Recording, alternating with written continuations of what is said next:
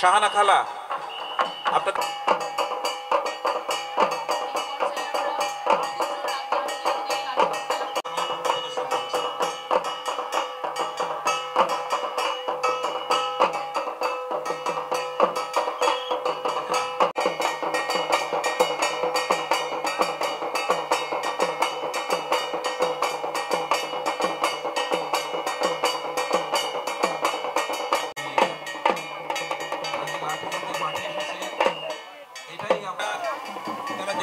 রূপন্তী এবং আলালের খেলা।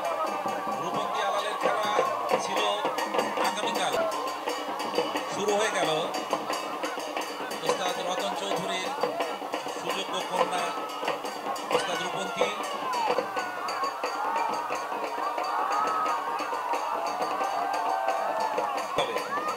কোথাও ইটপিজিং হলেই যেন এইভাবে আক্রমণ করতে পারে, চমৎকার চমৎকার ভাবে আক্রমণ করে পরবর্তী কোনো মেয়েদেরকে পিছিয়ে থাকা যাবে না, রূপন্তীকে অনুসরণ করতে হবে।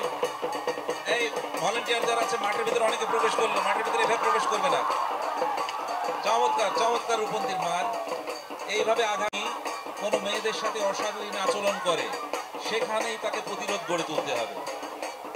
আমাদের রূপন্তীর এক্সপ্রেশন এটাই প্রমাণ করে। এবং ডিফেন্স, এই যে ডিফেন্স করছে, চমৎকার ডিফেন্স, মারো চমৎকার, মেরে ফেলে দিতে হবে, মাটিতে ফেলে দিতে হবে, একদম তুমুল বাড়িতে ফেলে দাও, সবাই এক করতালি, জোরে করতালি, হ্যাঁ মেরে ফেলে দিতে হবে একদম।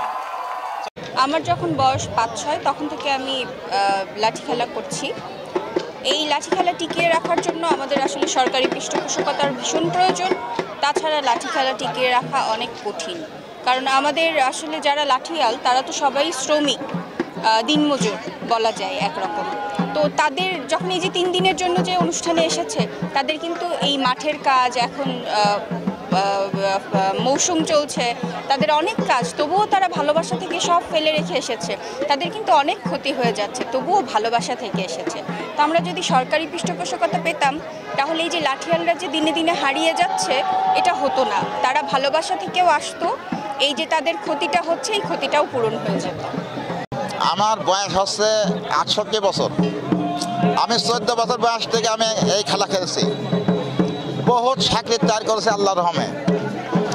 আর এই খেলাটা আমার কাছে অতিরিক্ত প্রিয়, সৌন্দর্য আমার লাগে। আর এই যে কুষ্টিয়ায় আইসি এই আয়োজনটা দেখে আমার অতিরিক্ত ভালো লাগছে, সেজন্য এখানে এইবার প্রথম খেলা করতে আসছি, বুঝছেন। ধরে রাখতে মানে লাগে, এতে পুঁজিও লাগে, আবার হচ্ছে লাঠি মাঠে যা যাবতে ঝাল সড়কি সুপূর্ণ সব কিছু লাগে, আবার মানুষের সহযোগিতা লাগে, সহযোগিতা ছাড়া হয় না। আজকে বাংলাদেশ লাঠিয়াল বাহিনীর 90 বছর এই লাঠি খেলার বয়স। এই লাঠি খেলছি আমি নিম্ন 30-35 বছর এই খেলার সাথে আছি, খেলাধুলা করে বেড়াচ্ছি। আর এই লাঠি খেলা টিকাতে হলে পারে ঢাক ঢোল পোশাক আশাকের দরকার আছে, লাঠি লড়িগুলো ভালোর প্রয়োজন আছে, অনুদানেরও প্রয়োজন আছে, পেট পাশা সবারই আছে। একটা সরকার যদি আমাদের একটা অনুদান করতো, তাহলে দেখা যাচ্ছে যে খেলাটা আরও আকর্ষণীয় হয়, আরও রং বেরঙের খেলা তৈরি করা যায়। মানুষের অসাহায্য তো কিছু হয় না।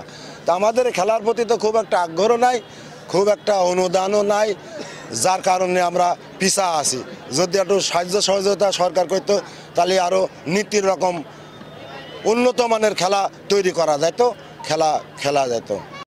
আজকে লাঠি খেলা দেখতে এসে খুবই ভালো লাগছে এবং বিগত যে লাঠি খেলার আয়োজন করা হয়েছে সেই লাঠি খেলার আয়োজনের থেকে এই বছরে বা 90 বছর পূর্তিতে এত সুন্দরভাবে আয়োজন করেছেন এবং সেই সাথে যে লোকজ মেলাটাকে তুলে ধরা হয়েছে, এটা সত্যি খুব উপভোগ্য করার মতো বিষয়। এবং যারা আয়োজন করেছে তাদের প্রতি আমরা অনেক কৃতজ্ঞ এবং ভবিষ্যতে যেন প্রত্যেকটা সময় বলতে প্রত্যেক বছরে যেন এই খেলার আয়োজনটা করে থাকেন। এবং সেই সাথে সাথে হচ্ছে আমরা চাই যেন এটা হচ্ছে জাতীয় আন্তর্জাতিক পর্যায়ে যেন এই লাঠি খেলাটা আমাদের হচ্ছে চলে আসে। এবং সেই সাথে সাথে আপনাদের যে এটা থাকবে সেটা হচ্ছে যে আপনারা সবসময় চাবেন যে লাঠি খেলাটাকে যেন প্রত্যেকটা জায়গা থেকে মহিলারা খেলছে, পুরুষরা খেলছে, এটাকে যেন খুব আমাদের কিন্তু একটা শক্তি, এই লাঠি খেলাটাকে শক্তির মাধ্যম ধরে যেন সবার মাঝে সুন্দরভাবে আয়োজন করে দেয়া হয়। এটা আমরা খুবই উপভোগ করছি, যে খুবই ভালো লাগছে। কুষ্টিয়া শহর হচ্ছে সংস্কৃতির শহর এবং এই সংস্কৃতির শহরের ফলে আমরা এখানে বিভিন্ন ধরনের অনুষ্ঠান প্লাস বিভিন্ন ধরনের খেলায় আমরা অনুষ্ঠিত হতে দেখতে পারি। তবে এবারের লাঠি মানে গ্রাম বাংলার ঐতিহ্য লাঠি খেলা আমাদের এই সংস্কৃতিতে নতুন একটা মাত্রা যোগ করেছে, বিশেষ করে আমাদের তরুণদের জন্য। এবং আমরা যারা তরুণেরা আছি তাদের অনেকেই হচ্ছে বিভিন্ন সময় বিভিন্ন ধরনের মাদকে আসক্ত হয়ে পড়ছি, বিভিন্ন ইন্টারনেটে আসক্ত হয়ে পড়ছি। তবে এই দিকটা বিবেচনা করলে এই গ্রাম বাংলার এই ঐতিহ্যবাহী লাঠি খেলা আমাদের জন্য একটা অনুপ্রেরণা হিসেবে কাজ করছে। তো আমরা কুষ্টিয়াবাসী আমরা চাই যে কুষ্টিয়া সহ বাংলাদেশের আরও অনেক জায়গায় যেন এটা প্রতিনিয়ত বা প্রতি বছর অনুষ্ঠিত হোক, যাতে আমাদের পরবর্তী প্রজন্ম আমাদের যেই রুট, আমাদের যে শিকড়, এইটার কাছে বারে ফিরে আসতে পারে। এবং কুষ্টিয়াতে এই লাঠি খেলার পাশাপাশি আমরা দেখতে পাচ্ছি বিভিন্ন মেলা অনুষ্ঠিত হচ্ছে এবং এটা আমাদের জন্য খুবই চমৎকার একটা ব্যাপার। আমরা আশা করি এই ধারাবাহিকতা অব্যাহত থাকলে আরও সামনে আমরা বেশ ভালো কিছু পাবো।